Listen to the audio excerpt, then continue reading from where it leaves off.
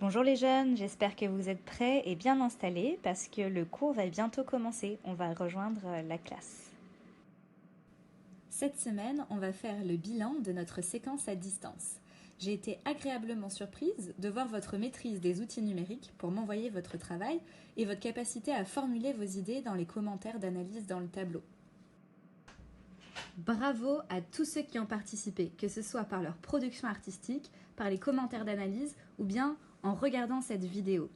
Les arts plastiques sont faits pour vous faire voir le monde autrement, vous faire découvrir des nouvelles choses et vous faire vous évader. Et parmi vous, il y en a beaucoup qui ont joué le jeu. Donc encore une fois, bravo! Les deux objectifs de ce cours étaient de voir si vous étiez capable d'analyser une œuvre à partir de la description, de ses caractéristiques principales, et de voir si vous étiez capable de partir d'un élément iconique, c'est-à-dire l'œuvre Broadway Boogie Woogie de Pete Mondrian, pour créer une production artistique singulière. Voilà le programme de la séance. Nous allons d'abord voir un point de méthode pour savoir comment analyser une œuvre. Ensuite, nous verrons ce que vous avez pu proposer comme production artistique en nous penchant sur le tableau Padlet et les commentaires que vous y avez ajoutés. Je vous proposerai ensuite une analyse de l'œuvre de Mondrian. Nous continuerons par la découverte de cet artiste pour finir sur ceux qu'il a pu inspirer par son travail. Franchement, moi j'ai aucune idée de comment on fait une analyse d'œuvre. Mais tais-toi, elle va expliquer à ton avis. Bon ok, je me suis rajouté des élèves virtuels parce que ça devenait un petit peu ennuyeux toute seule dans cette pièce vide. Bon, reprenons. Donc en effet, comme les élèves viennent de le dire, je vais commencer par un point de méthode. On va voir comment on fait pour analyser une œuvre. Donc il y a 3 points qui sont essentiels. D'abord l'identification, ensuite la description, vous avez dû faire, et enfin l'interprétation. On démarre tout de suite par l'identification. Qu'est-ce que l'identification ? Lorsque je fais une identification, je fais la fiche d'identité de l'œuvre à partir de ce que j'ai comme information. Je me pose d'abord la question de savoir quel est le document.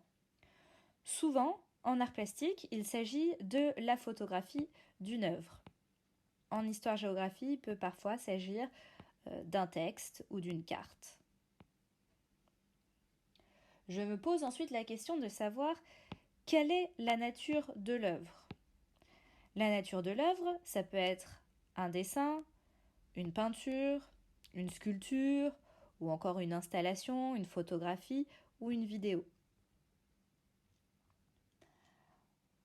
Dans un troisième temps, je me pose la question de savoir comment est-ce que je la vois, comment est-elle présentée.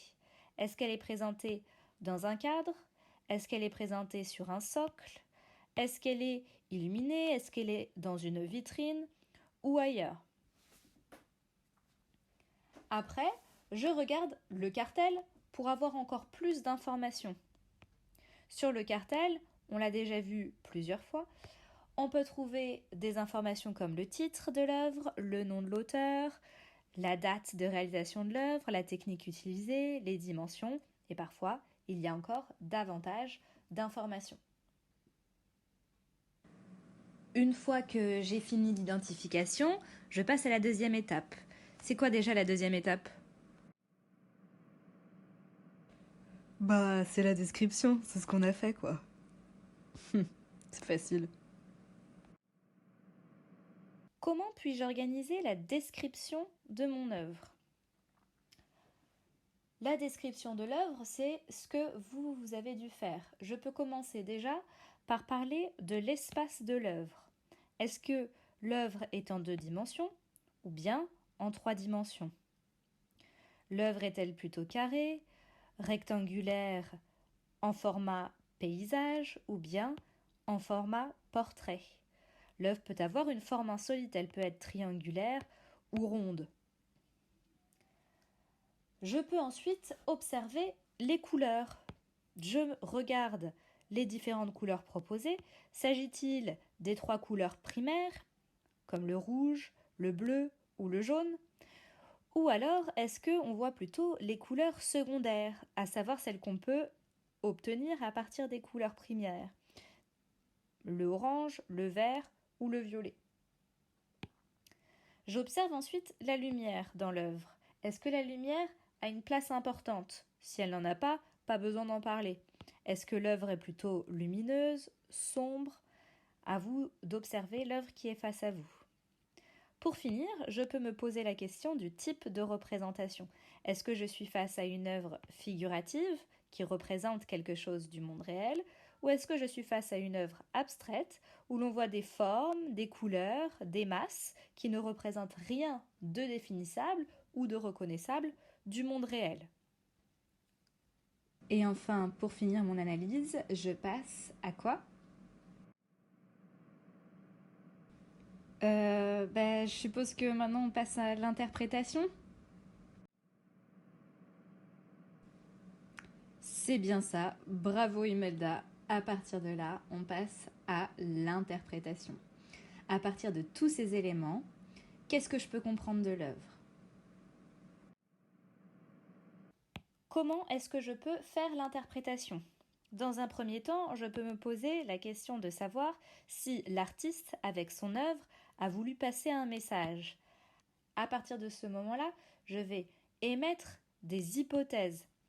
Je ne suis sûre de rien, car c'est une déduction personnelle par rapport aux éléments que j'ai observés. Dans un deuxième temps, je peux essayer de relier les informations que j'ai au contexte historique. Je regarde la date de l'œuvre, l'endroit où elle a été réalisée, et j'essaie de faire des liens avec les événements majeurs qui ont pu marquer l'époque à ce moment-là. La méthode importante à retenir est donc tout d'abord l'identification, ensuite la description de l'œuvre et enfin l'interprétation. Tout ça constitue une méthode d'analyse d'une œuvre. Une fois que vous avez fait tout ça, vous avez bien avancé sur votre analyse d'œuvre. Et cela vous a permis de faire une proposition d'une production artistique qui nous montre l'inverse de celle de Mondrian. Vous deviez en effet réaliser le contraire de cette œuvre.